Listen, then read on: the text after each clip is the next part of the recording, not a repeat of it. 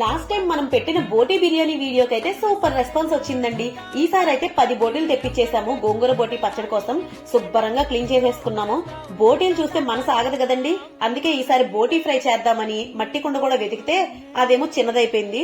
బోటీలకి ఉప్పు పసుపు పట్టించేసి కుక్కర్ లో వేసి 10 విజిల్స్ రాణించాలి.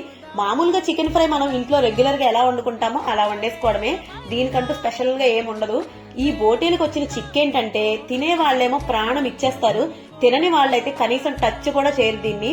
కానీ క్లీన్ చేసుకోవడం రాక చాలా మంది పాపం తినడం మానేస్తారు.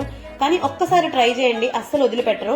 మంచి పోషకాలు కూడా ఇందులో ఉంటాయి. అవి ఏంటి అనేది నేను మీకు నెక్స్ట్ వీడియోలో అప్లోడ్ చేస్తాను. కొత్తిమీర లేని నాన్ వెజ్ కర్రీ అయితే అసలు కర్రీయే కాదు, నాకు తెలిసి అస్సలు సాటిస్ఫాక్షన్ ఉండదండి. నాకైతే లాస్ట్ లో మంచిగా మసాలా కొత్తిమీర గట్టిగా పట్టించేస్తే non veg curry taste and smell అద్దరిపోద్ది. మీరు కూడా ట్రై చేయండి. ఇదైతే ఫ్రై అయితే చాలా బాగా వచ్చింది. Please follow.